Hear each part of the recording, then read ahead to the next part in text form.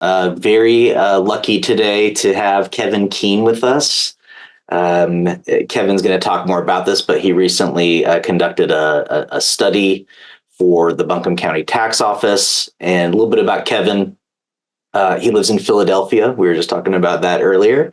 And for over 30 years, he's been active in all areas of mass appraisal and GIS, mostly working for major municipalities, but also speaking and teaching at conferences and events throughout the world.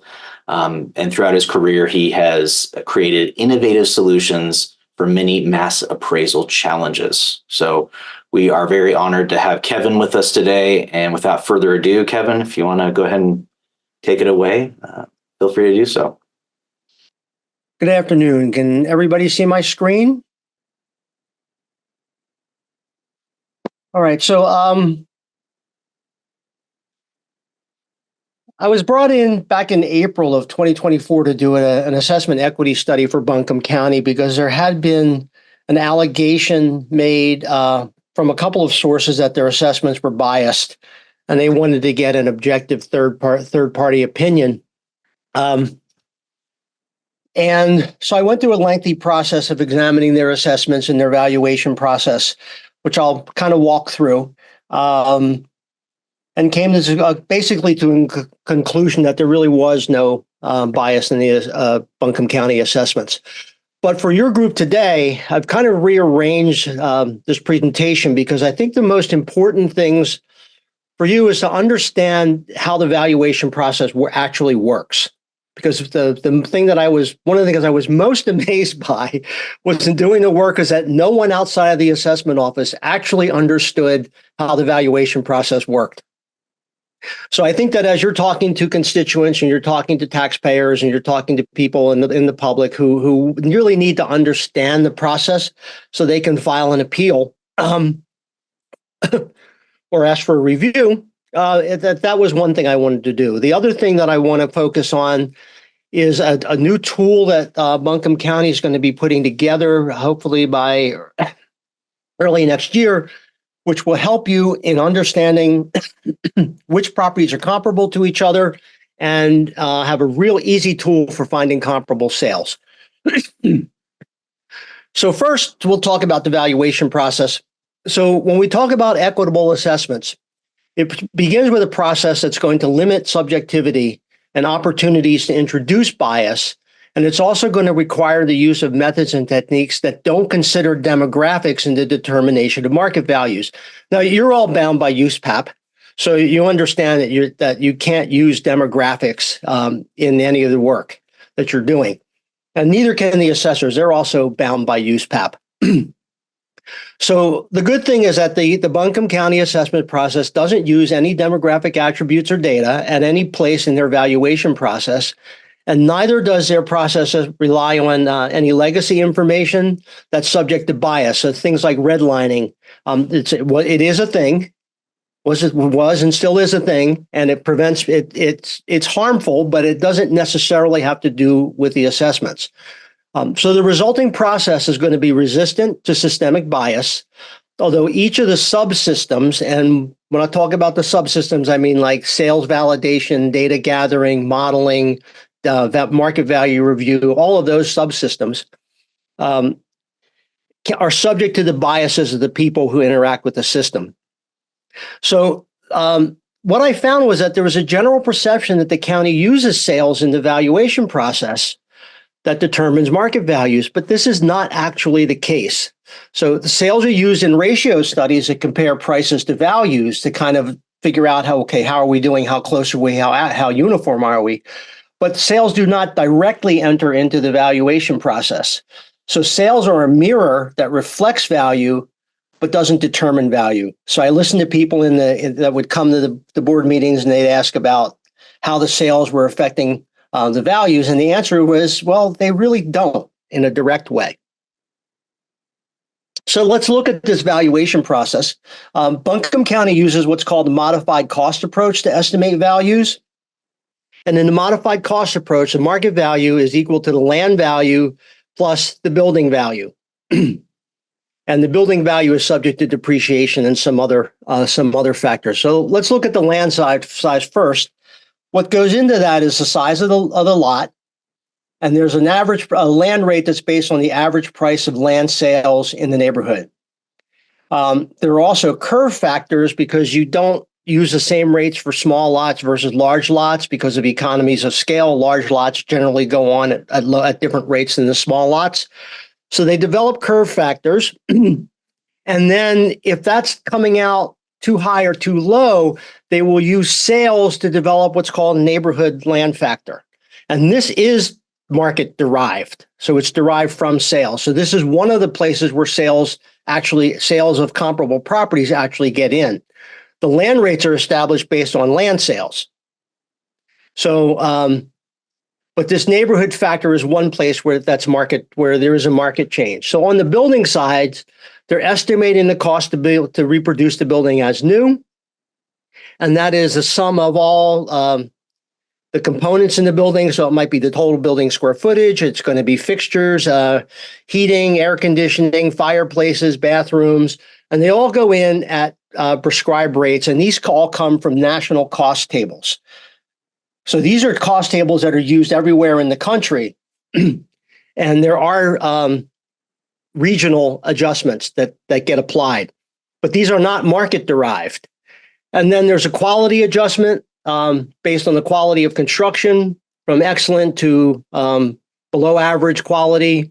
Again, these come from a cost table. The depreciation factor, they try to estimate the total depreciation of the building. And they actually look at it two ways. One is by the effective age of the building to determine depreciation, and another is for the condition of the improvements. So you have two adjustments there for depreciation. These all come from tables. None of these are locally market derived. So when they calculate the depreciated value of the building, they can apply a neighborhood building adjustment. If that's coming out too high, too low, and they add that at the land value, the values are coming out too high or too low, they'll apply a neighborhood building adjustment. So the key here to understand is that the sales only influence the process indirectly, and only by making adjustments to all properties in the neighborhood, not to each property individually. So at the neighborhood level, values are going to be based on central tendencies, but there's only lot size, quality of construction, building size, and condition of improvement that give degrees of freedom to come up with a different value for any particular property. So when we're talking about mass appraisal, our models have to do two things. Number one, they have to produce a strong central tendency. But the second thing that they have to do is to account for variance from that central tendency. Why any given property can have a different value than the typical property. And this method that Buncombe uses does a very good job at producing strong central tendencies, but it's very limited in its ability to create variance from that central tendency. So it's going to tend to undervalue the best properties in any neighborhood. And it's also going to tend to overvalue the worst properties in any neighborhood. And this is going to happen across all neighborhoods. So it becomes really easy for people, no matter where they are in the county, if they're in one of the best properties, they're likely to be undervalued. Or if they're in one of the worst properties in the neighborhood, they're likely to be overvalued. And it'll be easy for them to see that. Now, most of the neighborhoods that I observed when I was in Buncombe County, they're not homogeneous. You've got a wide variety of large and small properties, new and old, different designs, different styles. But all of your adjustments are at the neighborhood levels. So it's going to take all the properties in the neighborhood and it's going to raise them all up, or it's going to drop them down to the same degree. So it isn't good at correcting imbalances within neighborhoods. So if we contrast that with using regression models, which is IAAO, the International Association of Assessment Officers, recommends a sales approach for residential properties. And eventually Buncombe County is going to be moving to using the sales approach. And regression models are considered the best embodiment of the sales approach. So to contrast that with the modified cost approach, the regression model will take sales prices And in this example, there's only 5 attributes. It's going to try to figure out how much each of these attributes, building size, location, design, lot size, and garage, are contributing to the sale price. It's going to come up with a value for a typical property and then adjustment coefficients for every one of these attributes if a property is different. And then it's going to apply those to all the unsold properties to estimate value. So the difference is that where there's an adjustment applied, it's to each property specifically. There is a general neighborhood adjustment that gets applied, but you also have many more degrees of freedom to explain variance from the typical property. So a typical regression model, this one I'm only showing 5 attributes. A typical regression model will have, 60, 80, 100 different attributes in it. And every one of those is an opportunity to explain variance. So how many people understood that that's the way that the county actually comes up with values? Yeah. So, yeah, I found that really it's a thing that nobody understood. So the second takeaway, and this is one I think that's particularly powerful for you as a group. We've devised a grouping strategy that's going to be applied to all at least initially to all the residences in the county. And this is a technique I've been using for a long time in other places. And basically what we do is we assign a group identifier to all the properties. We take what we can think to be the most influential attributes and we bring them all together in one place, and it allows us to identify properties. So in this case, the identifiers that we're currently using are based on the last 5 digits of the census block group, and then the type of building, the quality of construction, the time period in which the property was built, the general size of the building, they're put into categories from smallest to largest, the condition of the building. So when we take all of this together, we're looking at properties in the same neighborhood, same type, quality, design, size, condition, and time period built. So those are going to be used to define comparability. And the nice thing about the way we do this is that it's the same, that group identifier gets assigned to every property and to every sale, every transaction in the sales file. And so it's always the same no matter who queries the data. So if I go into the database and I say, show me all the properties between 1,600 and 1,800 square feet, and Matt goes in and he says, show me all the ones between 1,650 and 1,900 square feet, we're going to get 2 different data sets. So this prevents that. This makes the groups consistent so that no matter who asks the question, you put in an address, you get the group identifier, and that can be linked to not just that property, but every other property, every other sale in that group. So it allows you to make decisions at the group level, and it ensures that all properties in the group are going to be treated equally. It allows you to have different methods, adjustment coefficients, techniques for different groups of properties. So most of the places that I do this for wind up with group IDs for apartment buildings and office buildings and vacant land and residences. And you have a whole lot of flexibility in what you do with those. We can keep aggregate or summary data about the groups and publish that data. So most CAMA systems or most real estate databases and the assessment databases keep really good, accurate data about properties, one property at a time. But they don't aggregate that in a way that's consistent across the board. So this allows us to do that. We actually keep summaries about the groups and we keep summaries about the sales, and we can link those 2 together. So we can always compare sales to unsold properties, and that gives us a better understanding of representation. Now, using this, and once I do this, I can actually identify every property that's in a group that's not represented by any sales. So that's good to know. If I'm looking at a group of properties, how many sales are represented to that group, or how many groups are there no sales? And it can aid in the review of market values. So here's like a summary of the breakdown of just the groups that I built for Buncombe County. 28,700 groups representing a little over 98,000 accounts, 15,800 sales. It's a representation percent of about 16%, which is pretty good over a 4-year period. We expect 4 to 6% per year. So that's kind of right in line with that. But because your inventory is so widely varied, there are very few groups, only 4, that have more than 100 accounts in them. So, for example, when I do this for Philadelphia, I'll show a group that has 2,000 accounts in it. So you only have 4 that have more than 100, and not many more than that because it's a total of 503 properties.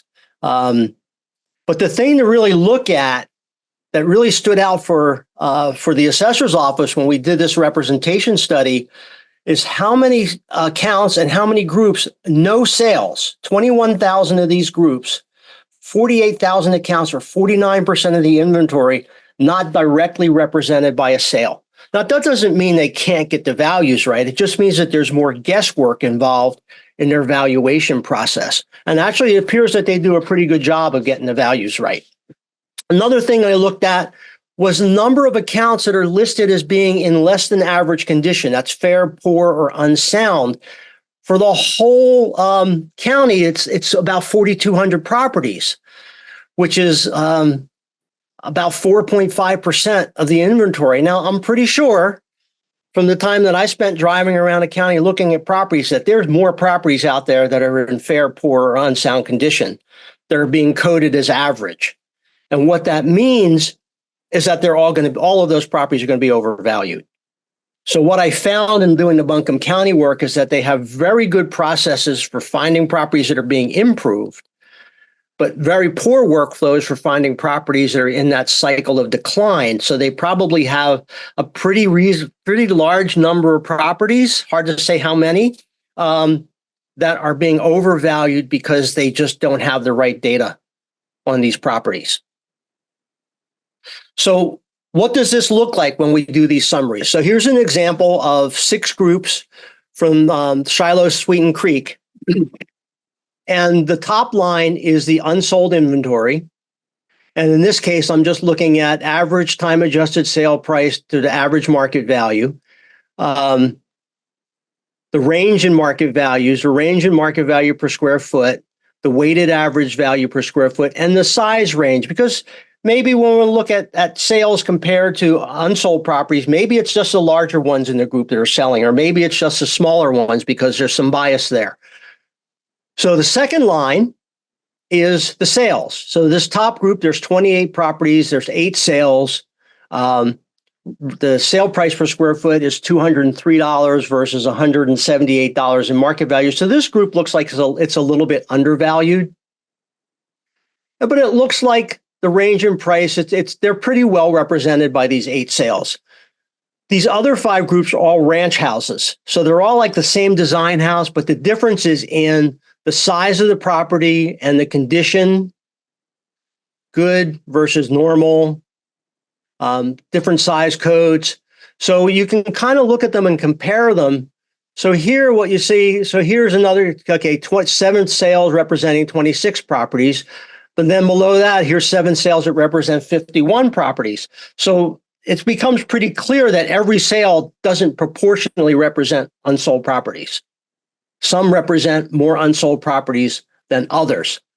And you can directly compare the average prices, time-adjusted prices to the average market values, or the weighted average price per square foot to the weighted average market value per square foot rates. And you can kind of see how close you're getting to the values. So here's a group of 11 properties. There are no sales. So how can we tell if these values are right? Well, we can look at something. These are in good condition. So we'd expect them to have slightly higher values than something in the same, where everything's the same except the condition is normal. And in these cases, the average value for the normals is 203, and it's 230 for the good condition. So that seems reasonable. And the market value per square foot rates are $220 a square foot for the ones in good condition versus $203 a square foot for the ones in normal condition. So it seems like they're kind of in balance. So the nice thing for you is that when this tool gets published or you have access to it, you can put in an address and you'll be able to see a list of, if it was in this group, you'd be able to see every one of these 51 properties that's considered comparable. And you'd be able to see all 7 of these sales with time-adjusted sale prices. So it makes it really easy to find comparables. So if you're out listing properties and you want to know what other properties are similar to your property, it's really easy to generate these lists. So that's going to be a good tool that'll be available for you. So now talk about actually the racial and social equities project. So the problem I was called in to address is there's a perception that the county currently overassesses poor people and communities of color. And in addition, there's another perception that the county underassesses wealthy, primarily white communities. So where does this perception come from? What does it mean for the assessor's office?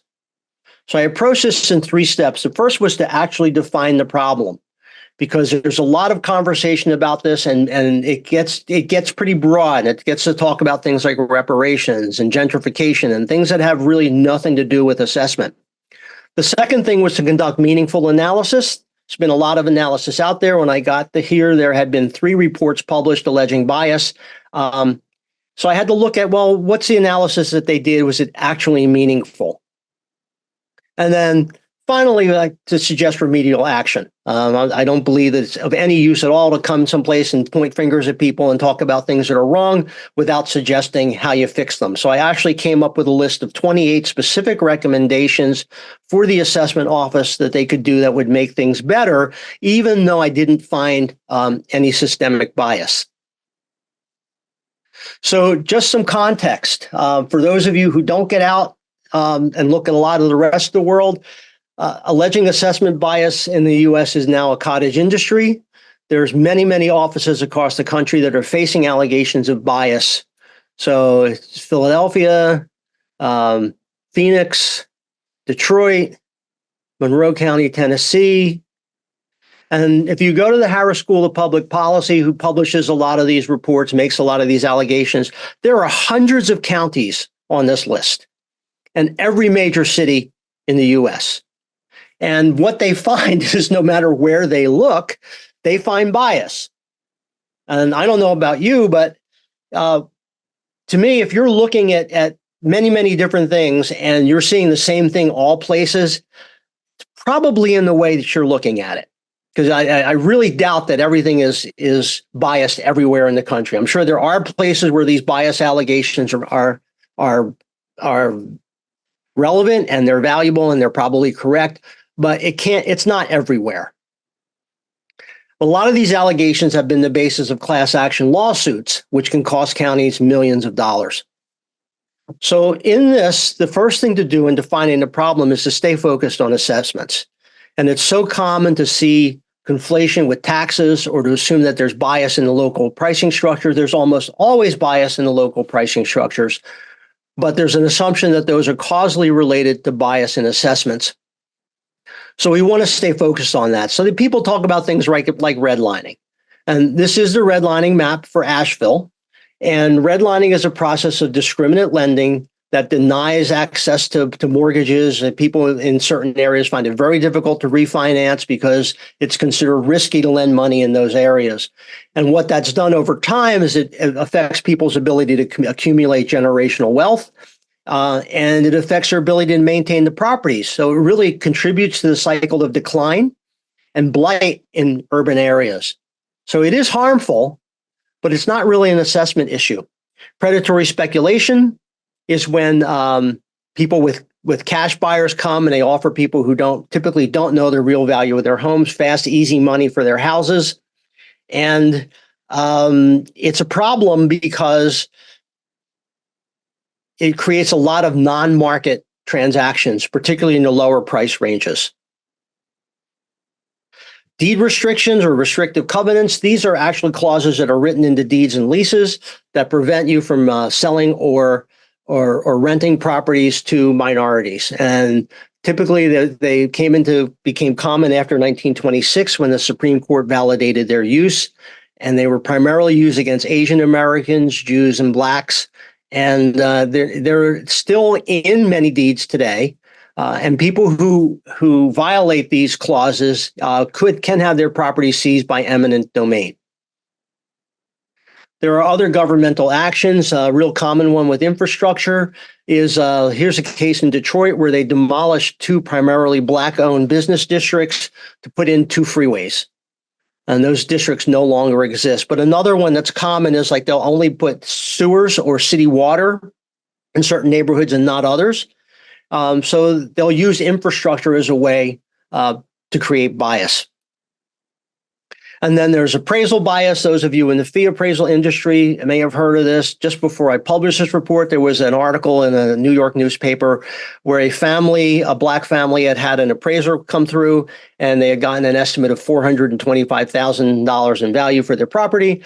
And they didn't like that, so they removed all pictures, photographs, everything of that evidence of their ownership of the house. They had a white family stand in for them and meet another appraiser, and they got a value of $750,000. So these are real things, but they're not really about assessments. So when we talk about equity in assessments, what is it? Well, the dictionary says that equity is the quality of being fair and impartial. But in an assessment, we consider it to be a state wherein a group of properties that have a given set of attributes have similar values for tax purposes. So from racial or social perspective, there shouldn't be any discernible systemic bias in either the valuation process or the resulting set of appraisals based on race, ethnicity, religion, income, age, or any other demographic stratification. So I'd like to distinguish between equality and equity. So with equality, everybody gets the same thing. And this is what the legal system tends to do. They write laws that regardless of who the consumer is, they give everybody the same thing. So in this diagram, everybody gets the same size box to reach the books on the top shelf. Box isn't big enough for the short person, and the tall person doesn't need a box. But with equity, everyone gets what they need so that a common goal can be achieved. And the reason this is important is that as I look at this work, if the courts get involved, when courts get involved, they tend to create equality. Whereas if the assessment office gets involved and decides to fix this problem, if they have it, they're uniquely positioned to produce equity, to actually create equitable assessments. So it's much more favorable to have the assessment office take this on than to have the courts take this on. So I want to walk through how this problem arises, where it comes through, why there's so much disparity and so much confusion in this. And when I first had to explain this issue, I found it was really helpful to have a diagram. So this takes a little bit of time, but I'm going to walk you through my diagram of how what this equity and assessment problem looks like. So assessments can be either biased or unbiased. And all assessments are the result of a valuation process. And that valuation process consists of different subsystems. So there's a data collection and gathering system that leads to databases of property data. And there's also a sales validation system that leads to databases of sales data. Now, sales and property data get combined to create neighborhood definitions. Now, in many places, they use census tracts and zip codes to define neighborhoods, which they don't in Buncombe County. They do a very nice job of defining neighborhoods, maybe too good a job because they have way more neighborhoods than they need. But if you use census tracts and zip codes, well, they're based on demographics. They're based on income and race. So if you're using those to define your neighborhoods for assessment, you are baking bias in to your process, into your valuation process. So this is kind of a no-no. And then there's modeling, which is any repeatable process that takes data and converts it into a value. And then there's a review and oversight bucket, which is where you take the values that are coming out of your models and you review them for accuracy and uniformity. But it also includes appeals and informal complaints. So your valuation process results from all of these things coming together, and the results are applied to all the unsold properties. And this is where representation becomes an issue, because if all of your data does not actually represent the properties that you're projecting values to, you're going to have errors. And the greater the disparity, the more errors you're likely to have. And then there are legacy practices, which usually go all the way back to the formation of the county. And some of those things can get carried forward in the values. Now, the nice thing about the way Buncombe does it is every time they revalue a property, it starts from zero. They don't take existing values and modify them. which is what a lot of places do. And the places that do that, any legacy practices that have created bias, that bias is going to get carried forward every time the property is revalued. But in Buncombe County, every time they do a revaluation, the property starts from zero. So none of the legacy practices really affect the valuation process. So when your assessments are unbiased, your errors are randomly distributed. You have a small number of properties that are undervalued, and those people are always happy. And you have a small number of properties that are overvalued. But these people, if your errors are randomly distributed, there's no patterns where they can see that they're overvalued. So they probably don't know that they're overvalued. And then there's a large number of people that are correctly valued and they're fine and the jurisdiction's fine. Now, most assessment offices exist within a political framework, and that gives the opportunity for interference and political interference. And that can be very overt. When I was in Philadelphia, when I was first starting to create an unbiased process, we would get letters from city council people saying, if you raise values in my neighborhoods, I'm going to have your job. It was like that overt. But frequently, it's more subtle, and your interference can take on. It can be the unintended consequence of another action. So, for instance, you can have exemptions that are targeted, opportunity zones that are supposed to target activity in certain areas. Or we had in Philadelphia, we had an abatement process to convert unused land to get the spur development, where they would give you an abatement on the building for 10 years. But the problem with that is it's regressive because only the wealthiest people are building new houses, and you're giving them a tax break. So on the one hand, it did what it was supposed to do, but on the other hand, it created some regret, some bias in the assessments. So when your assessments are biased, you're going to have a large pool of undervalued people, and they know they're getting a break and they're happy about it. Most people still that are correctly valued are going to be, they don't really care about their assessments. They're just going to go to work every day and come home and live their lives. But now you have a large pool of people who believe they're being treated unfairly. And the jurisdiction is probably unhappy about that because there's threats of class action lawsuits and all that sort of thing.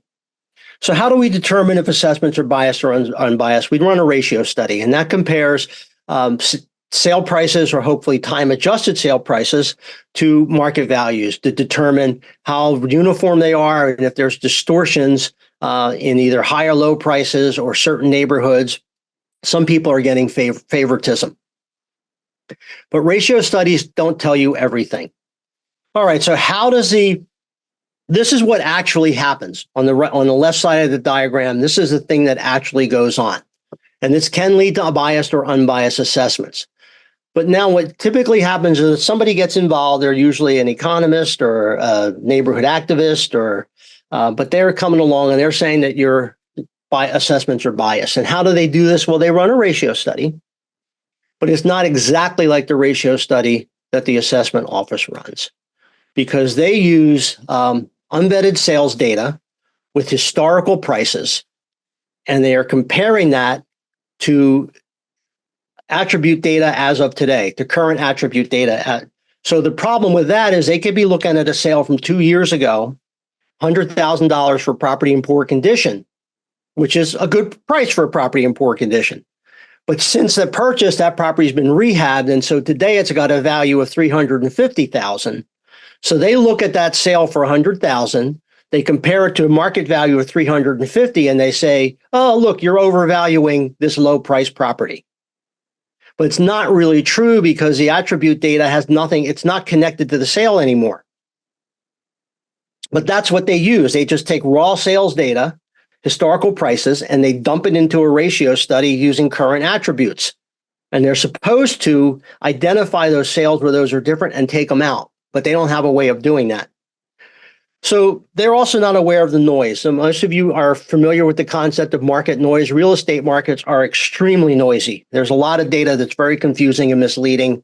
There are neighborhoods where there's no sales. There are types of properties for which there are no sales. And how do you comp those with other properties? There are usually submarkets that don't trade on attributes. There's a lot of misdirection in the data. And they're not aware of this market noise, so they don't take it out. But they are aware of bias in the pricing structure. They're aware of redlining. They're aware of deed restrictions. They know about all these things that cause bias in the pricing structure, and they assume that has a causal relationship with the assessments. And then on top of that, they throw demographic data in. So they'll take this data and they will look at it in terms of race or income. And there's always variance in assessments, always. And so when we look at what's normal variance in level of assessment or uniformity, when they look at it through a demographic lens, they can call that bias, or they do call that bias. And typically, a lot of times it's just normal variance. So they publish reports, have podcasts. They tell the world that your assessments are biased. And then what this leads to is now you've got a big pool of people who know that they're getting a break. They're still happy. There's a small group of people that think they're being treated properly, but now you have this big pool of people that think that the county is taking advantage of them, and they're unhappy. And there's class action lawsuits coming down the pike, and everybody's unhappy. So there are other things that we need to do besides the statistical analysis and ratio studies. So for this study, I did a representation study identifying all the properties that aren't represented by sales, and also looked at disqualifying transactions, how many should be disqualified. And there were some real eye-opening discoveries there. But in addition to that, you have to actually go in and look at every one of these subsystems and talk to the people who are doing the work. Look at the processes. Examine all of the workflows and try to identify where bias can be getting in. Actual bias can be getting into the valuation process through these subsystems. So there's plenty of room for innovation. But what you can't do is just run a ratio study with bad data and then claim that assessments are biased. So these are the problems that I found with the equity analysis that was done here. First of all, the analysts, all three of them were using sales data that wasn't appropriate. They were using historical prices, and they were using characteristics data that did not represent the property at time of sale in all three cases. There was no significant validation going on. They didn't throw out non-market transactions. They didn't identify outliers. And in the Harris School, they actually tell you, they buy their data from CoreLogic, which is a third party. They compile data and they sell it. And they tell you they use historic prices and they use current market values because that's what CoreLogic sells. They don't time trend their sales, or if they do, they use imprecise time trending methods. To talk a little more about that. And they rely entirely on a ratio study, which is based on flawed data, where there's not necessarily a connection between value and price. They don't recognize market noise or remove it from the analysis. They don't consider the degree to which unsold properties are represented. They usually run their comparisons based on raw price or value. They could at least normalize it by looking at price or value per square foot. So when I looked at all of the published studies that have been done in Buncombe County, they suffer from all of these problems. So to me, they were just unreliable sources of information. So the process that I followed to do this study, first of all, I came to Buncombe County and I spent the better part of a week just driving around to all the communities. I got into 168 census tracts. I probably got into about 150 of them to actually look at the properties and to try to understand the problem. But I made sure we only use appropriate data sources. So we had to build a file that captured sales, that captured attributes as of time of sale. And that was not an easy lift, but we had to do it. I built regression models to isolate the effects of time and calculate nonlinear time adjusted for sale prices and also remove outliers. We ran a ratio study that actually complied with the IAAO standard, which says that you have to take out transactions where the attributes at time of valuation are not the same as attributes at time of sale. That had not been done. We looked at representation of unsold properties and identified all properties that weren't represented by at least one sale. We looked at sales disqualification rates. I examined assessment, each of those subsystems. I talked to the people who did the work. I reviewed all of the workflows and business processes to identify potential sources of bias. And we looked at the distribution of assessment errors because you're always going to have errors in your body of assessment work. The question is, are they randomly distributed or are there patterns to your errors? So we looked at the patterns of assessment errors to see if there was bias indicated. And then the last thing I did was make specific and actionable recommendations for improvement, many of which the assessment office is in the process of adopting. So one of the things that people don't understand about mass appraisal is what its limitations are. And so there's a general perception that mass appraisal gets the value of every property right, which is just not reasonable. So there's unreasonable expectations of what mass appraisal is designed to do and what it's capable of achieving.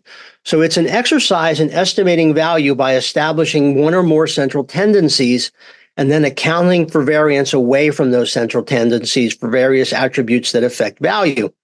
The primary goal is to produce estimates of value that are uniform and where your variance can be traced to specific attributes.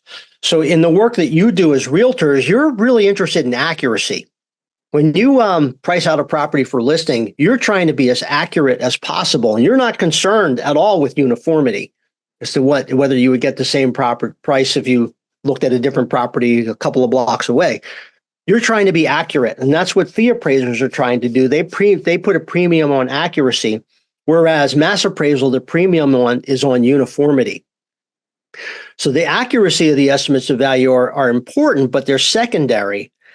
And this is true no matter which approach to value is used, sales, cost, or income. But any application of a central tendency tends to pull the higher valued properties down toward the middle and raise the lower valued properties up towards that same center. So therefore, there's an inherent tendency to overvalue low-end properties and to undervalue high-end properties. And the best that any mass appraisal system can do is hope to mitigate these effects, but they can never be completely eliminated.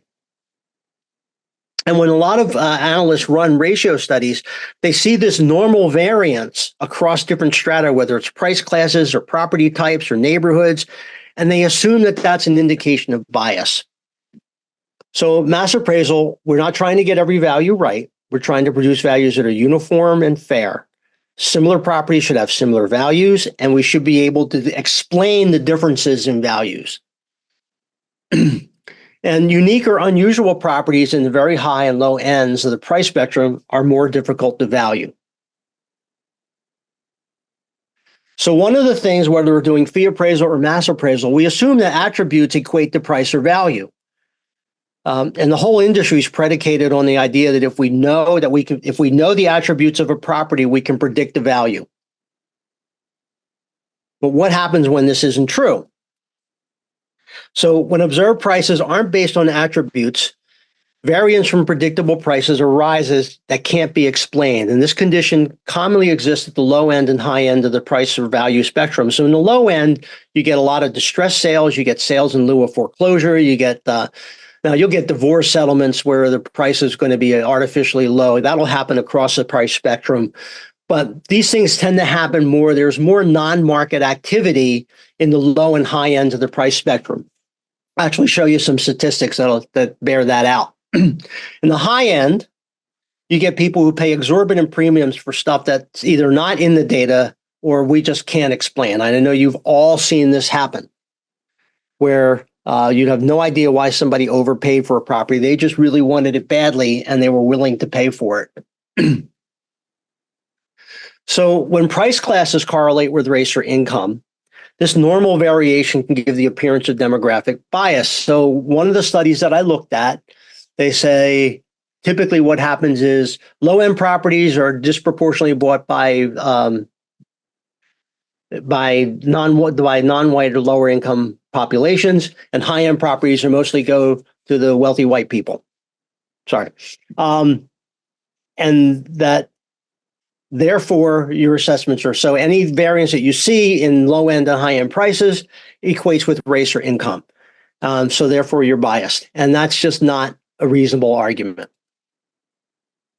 So a little bit about sales data. The assessment office has a lot of functions, but they have two primary functions. One of them is to promote public records that disclose information primarily about ownership and consideration paid for every parcel in the county. And those publicly available data files are designed to support, this is the function that they're designed to support. And they usually list only the most recent deed transaction, and they have only the most rudimentary validation based on the face of the deed. So if it's a sheriff's sale or a sale between related parties or a nominal consideration like a dollar deed or a blanket transaction, that'll be noted. But that's all that they do. But the other thing the assessment office has to do is the mass appraisal of all properties. And they use a variety of methods to promote fair, equitable market values based on location and attributes. And this requires an entirely different type of file. So it's going to be a file that includes multiple transactions per parcel that have all each been thoroughly validated to make sure that they only include transactions that are useful indicators of value of similar properties, and also contains attributes as they existed at the time of sale. So these are two you need both. So neither of these files can serve it can only serve the purpose for which it's intended. Neither one can substitute for the other. So you actually need two sales files. And a lot of counties in this country don't have that. You also have the disqualified sales. So even as in Buncombe County, sales approach isn't the primary driver of the valuation process. You're still going to use sales to measure performance. And when the attributes at time of sale are principally the same as that valuation, there's a relationship between price and value. But when they're significantly different, that relationship doesn't hold true. So if we're using ratio study as part of the equity analysis, you have to identify those transactions where the attributes are different at time of sale versus at time of valuation. You have to remove them from consideration. And the standard on ratio studies, IAAO standard on ratio studies, specifically states this. But many counties don't do it, and many analysts don't do it. Why? I don't know. But they don't. So if I disqualify sales, let me go back. And this is kind of interesting. So here I create 10 price classes from low to high. And in column 1 are sales that are disqualified because the attributes of the property are different at valuation than at time of sale. And in column 2, these are outlier transactions or transactions that don't represent normal market activity. So here's an interesting thing. In the highest end of the property, highest sales price category, 67% of the transactions get disqualified because the attributes at time of valuation are different than attributes at time of sale. And if we compare that to the low end, we're only throwing out 13.5% of those transactions. Now that is for some people, that's just mind-blowing. But there's a reason for that. If you consider when somebody in a high-end property gets up from the settlement table, they still have assets left. And they are more likely than somebody in the low end to go and modify that property to suit their tastes. And they're likely to do it almost right away. But if you look in the low end of the price spectrum, somebody is getting up from the settlement table, just use all their savings. They have no idea what they're in for, paying a mortgage and taxes and insurance and maintenance. And it's pretty much going to eat them up or require most of their assets. And so they don't have much left at the end of that process to go and modify the property. So they're going to live in that property pretty much the way they bought it. So if you just look at this, a lot of analysts will assume that disqualification rates should be constant across the board. If I throw out 20% of the transactions in the middle, I should throw out 20% in the high and the low ends. And it just isn't true. It's not the way the world works. And then the other thing, if we look at non-market transactions, it's about 5% in the middle of the pack, but at the low end, about 21% of the transactions are non-market activity. A lot of noise in that low end of the market. At the high end, it's about 13.5%. So the low and high end, more non-market activity. So the expectation that if I throw out 6% of the sales overall it's going to be 6% in every price class or every property type or every neighborhood. That's just not the way the market works. So, Kevin, we have less than 10 minutes left, and I did want to leave some time for questions, but okay, the natural stopping point. I'm just going to blow through some of this. There's one more point that I really want to hit, and then I can stop. But adjusting sales for time is a big deal, and there's never one time trend for the whole county. So in this example, I applied 3 time trends for the county, one for the rural, one for the urban, one for the suburban areas, and they're not linear and they're not the same.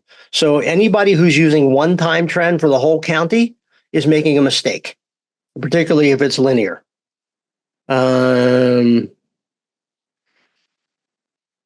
Let's see. So these are, when I combine race and income, 25 categories, starting from less than 20% non-white, low income to greater than, you only had greater than 70 to 90% non-white, and this group 47. So where are they? So the yellow ones are the ones that are 24 to 40% non-white. The orange ones are the ones that are 40 to 70% non-white. There's only one group that's more than 70% non-white, and it's here.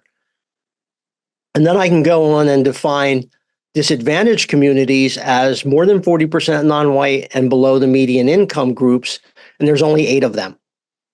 So if there was bias, what you'd expect to see, and all of these are overvalued compared to other areas. I'm going to skip this. I'll skip ratio studies. I can skip that. So the question is, where are we overvalued right now? There are only 2. Everybody's undervalued in the county. We'll take another look at this in November. But overvaluation is not present in the disadvantaged communities. And if there had been racial or income bias present, that's exactly where it would be.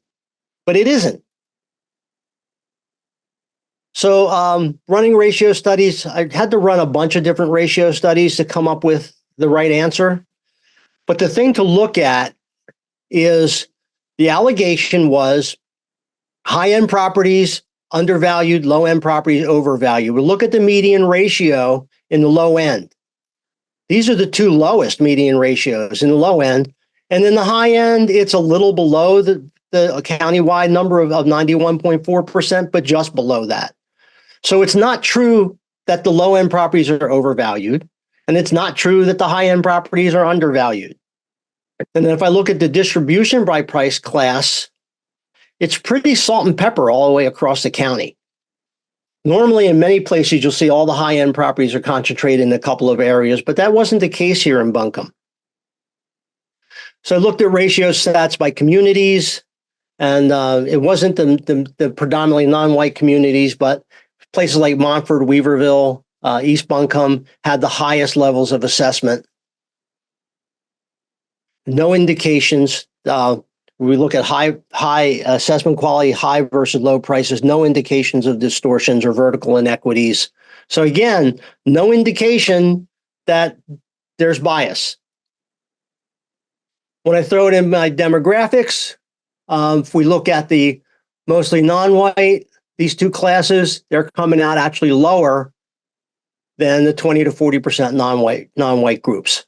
We look at it by income. Again, no pattern that the lower valued, lower income census block groups are assessed higher than the high income census block groups. And when I combine those, again, there's no indication. It just actually looks like they're the lowest. They're lower than some of the others. And if I compare disadvantaged communities to the non-disadvantaged communities, so pretty much any way I sliced it, I couldn't come up with anything that said there was bias. So I wanted to show you this sign, and then I'll stop. So this is particularly what the Urban 3 and Harris School said. They just took that data and they didn't time adjust sales, and they didn't disqualify sales, and look at the median ratios as we go up in price. As we go up in price, the median ratio goes down. And this is what they call the J curve, where lower end properties, higher assessments, and as you go up in price, the median assessment goes down. All right, so this is what it actually looks like if I take the data and do with it what they did with it. But if I disqualify transactions and time adjust my sales, this is what comes up. We've already looked at this, but there's no such distortion. So if you curate that, if you want to flatten that J curve, the answer is, so this is what it looks like, your low-end properties versus your high-end properties. They're certainly not overvalued compared to the high-end properties. So if you want to flatten this curve, the thing to do is to manage the data properly. So, sorry, just one more point, Matt. We also looked at error distribution. This is what's called a normal probability plot. And what this shows is that if you're right on the fit line, your errors are randomly distributed. And this is the countywide, current countywide situation. And this is about as close as you get to random error distribution. So this is the non-disadvantaged communities compared to the disadvantaged communities. They're all about the same. Now, if I take the data and do with it what the other analysts did, this is what it actually looks like. It's very clear, but this is not what's actually going on. So I just wanted to contrast. This is the real picture. This is the distorted picture by not managing the data properly. And the same thing's true with this. This is done by race, and you can see, if you can see close enough, they're color-coded by race. On the fit line is where price and value are equal. So you have a pretty tight cone of distribution between price and value. You've got pretty good performance here. But the key thing is that there's points above and below the line in all race categories, right? If we had bias, all the points of one color would be below the line or above the line. And that's not the case. You can contrast that with this look, which clearly shows all of the low price properties or predominantly low price properties being overvalued and high price properties being undervalued. So again, this is not what we found here.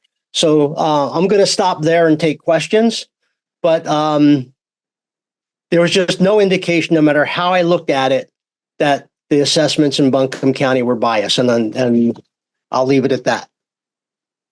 Kevin, thank you. This was very high level, but fascinating, and just really appreciate your time. Does anyone have any questions? Feel free to put it in the chat or come off mute and turn your camera on. And while hopefully we have somebody mustering the courage, I'll ask, just, and this is just for the group too, did the ad hoc tax reappraisal committee reach out to you? Was it the tax assessor's office? Was it the commissioners? Kind of curious about how that came to be. Well, I'm going to ask Eric to answer that one. Oh yeah, Eric's on here. Hello. Hey, we can hear you. Can you hear me? Yep. Great. Yeah. Really, as a byproduct of the ad hoc reappraisal committee, we were just trying to come up with solutions internally of how to answer these questions. We had a lot of conversations. We did a lot of research, and we thought it'd be best to put an RFP out there to see if anybody in the industry could answer these questions for us and give an unbiased opinion outside of our office. So, cool. Kevin Keene was the perfect applicant, and we rolled forward with that, except for some recommendations. And we're rolling those out, trying our best to get all the ones we can done by the time this reappraisal has to be finished. Yeah, and Eric had attended a modeling class that I given at a conference a few years back, so I knew him from there. But other than that, I didn't know anybody here, never been here. So I was about as neutral a third party as you could get. Cool. Anyone else? No, really? Well, I guess I'll just use this as an opportunity to also mention, we have worked with the county tax office the last couple of years, offering up our members to help with the appeal process, while of course staying in your real estate licensee lane, just giving real estate licensees knowledge on value, on finding comps, using that tool, and just offering ourselves up as kind of a third party a safe third party that the public can come to if they want to, second opinion or want to know how to appeal their values. So, we are planning on doing that again. So just kind of hoping, planting the seed and hoping that the folks on this call are willing to participate in that as we gear up for that. And we are doing a follow-up in December when the 2025 values come out. And we'll update all of this analysis and see where we stand. But everything that I've looked at initially says that there's going to be substantial improvement between the current set of assessments and the 2025 assessments. You think you can go for another half hour? It's interesting. So. Yeah. Well, we have a link to hit, I'm assuming it's okay for us to share your report that's public now at this point, right, Kevin, right, Eric? Okay. Yes. Okay. So, we can certainly share that in a follow-up email with everybody who registered. Hopefully. And if anybody has specific questions, feel free to reach out to me. Yeah. And again, as Kevin said, Robert, and for everyone else, he'll be here in December, and so I'm sure there'll be another opportunity to hear him speak and ask more questions on this. So, well, we are a little bit over, so I am going to wrap it up if that's okay. Kevin, thank you so much again for your time. Really appreciate you giving this information, and thank you for everyone who attended, and we'll see you all soon. Thank you. Thank you very much. Thank you, everyone. Thanks. Thank you.